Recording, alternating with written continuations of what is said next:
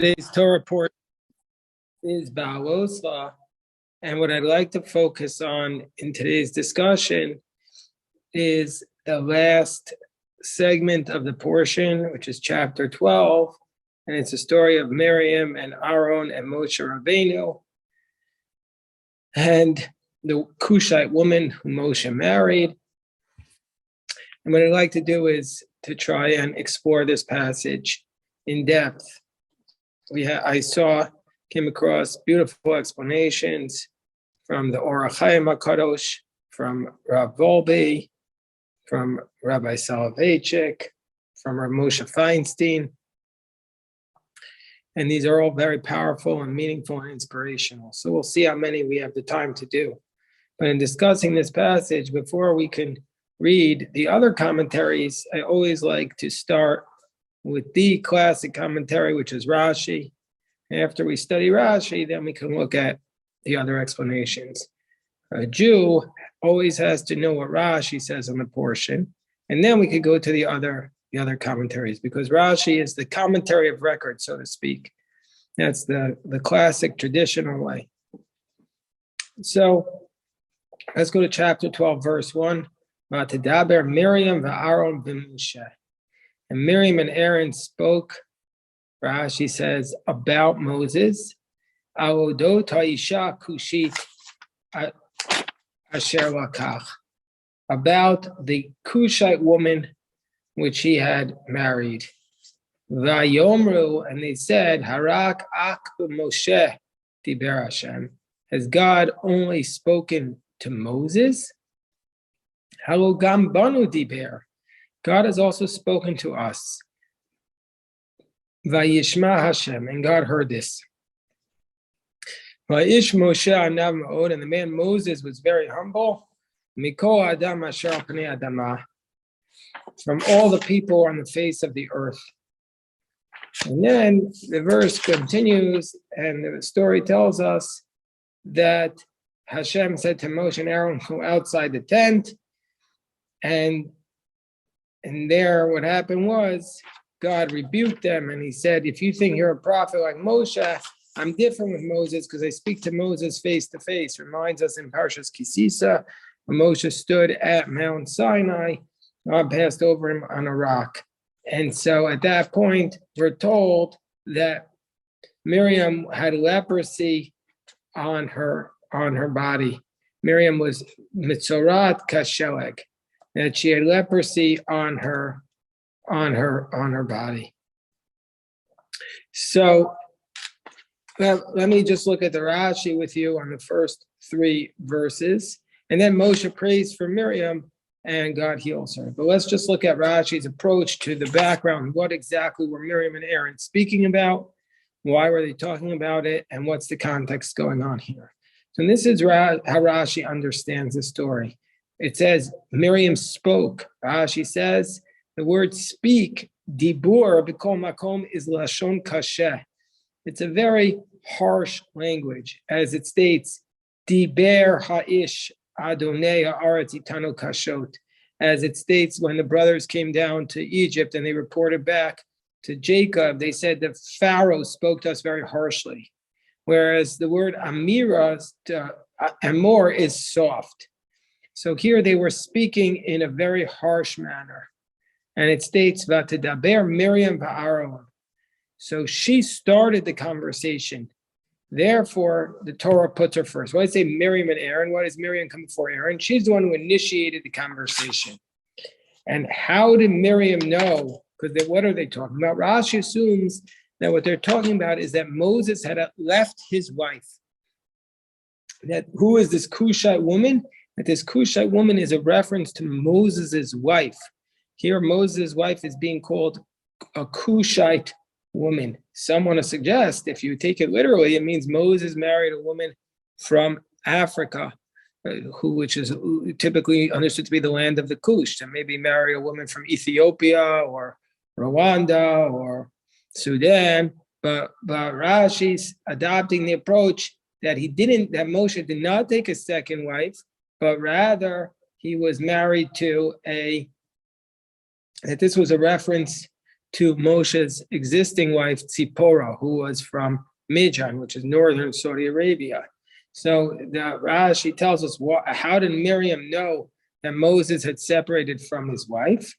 Rabbi Natan Omer. So Rashi tells us that the early sage, the 2nd century sage of Rabbi Natan says, Miriam Haita Betzad Tzipporah. Miriam was standing next to Tzipporah, Moshe's wife, when it was said to Moshe that Eldad and Medad are prophesizing in the camp. This is the previous passage in the Torah. It says that Eldad and Medad are prophesizing in the camp. So once Tzipporah heard this, she said, oh my gosh, I feel so bad for their wives. If they're going to become prophets, because they're going to have to separate from their wives, like my husband separated from me. Moshe Rabbeinu had separated from his wife. It says in Parashas Kisisa that Moshe took his tent and pinched it outside the camp, but it never says explicitly that he separated from his wife. But here we're saying that they're talking about him, that Miriam and Aaron are talking about him because he had married a Cushite woman, and the text doesn't mean that he married a second woman, but the text means that he separated from his existing wife. So that's what they're referring to. And from there, Miriam said that Moshe had separated, and then she told Aaron. She told Aaron. And why did she tell Aaron? She had good intention. What were her good intentions? Her good intentions was she thought that Aaron could correct Moshe's mistake. And she thought that, she's the big sister, and she thinks Moshe Rabbeinu was making a sin. And so nevertheless, she had good intentions, but Rashi says, just like Miriam, she intended, when she spoke badly about Moshe, it was for his own benefit. How much more so if somebody's intent is to hurt their friend? How much more so will they be punished? How much more so? So this is Rashi's classic explanation of this verse. If Miriam was speaking badly about Moshe only for the purpose of trying to help him become a better person, so that's why she spoke to Aaron, and she was so righteous, and nevertheless she was punished, how much more so if we were to speak badly about our friend? So why was she called the Cushite woman? Rashi tells us because Cushite it doesn't mean she was from the land of Cush, which we translate typically speaking as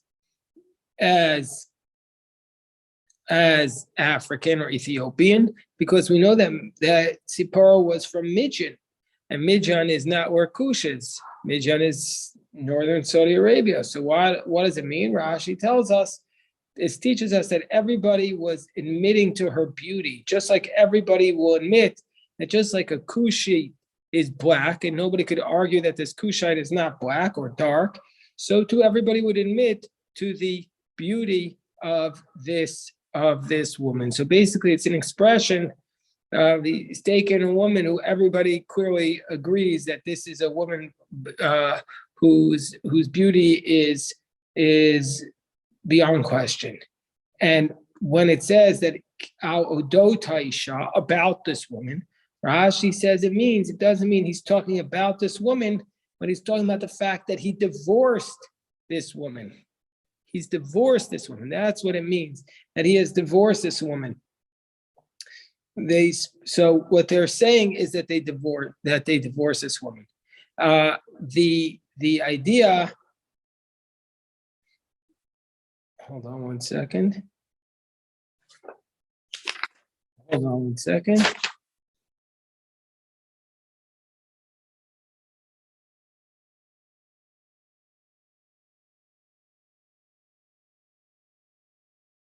So he had sent her away. So this is the idea that Moshe had divorced his wife, or had sent her away. Ki isha kushit lakach. It said, what's the purpose? Is it tell us that she was pleasant in every respect, and that's the idea that Rashi says. Aisha kushit, and Rashi again repeats this phrase that she's called kushit because of her beauty. And now he has divorced her. And now he has divorced or sent her away. And so what was their response? What was the response of Moses and Aaron to Miriam's? What was the response of Moshe Rabbeinu. So they said to Miriam and Aaron said, Harak ach Moshe. They assumed that he had sent her away because he thought he was a better prophet. This is how Rashi reads it. Meaning to say, did God only speak with Moses by himself? He also spoke with us. And Rashi says the words, yes, we did not depart from having the way of the world. Meaning to say as follows, that this is what Rashi is saying. Rashi is saying that Moshe left his wife, and Miriam and Aaron's assumption is that he left his wife because he said, I'm such a great prophet, I can no longer live like a husband and wife. It's not becoming to me.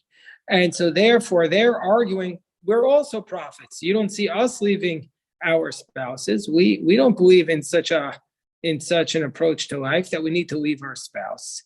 And so the verse states that Moses was the most humble man on the face of the earth. What does the word humble mean here? Rashi says the word humble, and we have to understand what humble means. It means shafal v'savlan, humble and long-suffering. Humble and long-suffering. So, or weak or downtrodden. But here it doesn't mean low self-esteem. It means, and we'll see in a greater explanation, it means tolerant. That he didn't lose his cool, that he was able to face it. And Rashi, I'm not going to read this Rashi inside, but Rashi tells us that God did the way God transmitted to Miriam and Aaron why Moses separated is that he appeared to them while they were in the middle of being intimate with their spouses, because they were used to God only coming to them in a dream. And then God appeared to them, and they were clearly, obviously embarrassed. And that's how God made the point that Moshe was different.